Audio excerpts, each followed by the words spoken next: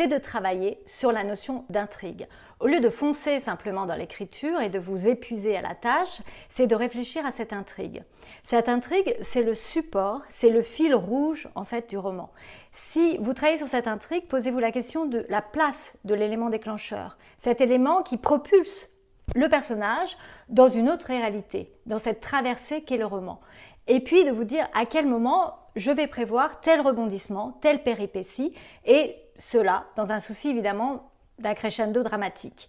C'est-à-dire que plus on avance dans le roman, plus le personnage est confronté à des dilemmes, à des obstacles internes, externes, à des rencontres avec des personnages secondaires qui vont venir l'éclairer, peut-être même l'épuiser, parfois lui donner un nouveau regard, effectivement, un nouveau challenge, etc. Et tout ça fait que cette articulation du récit constitue, autrement dit, les petits cailloux sur le chemin qui amène jusqu'à l'épilogue, cette transformation ultime.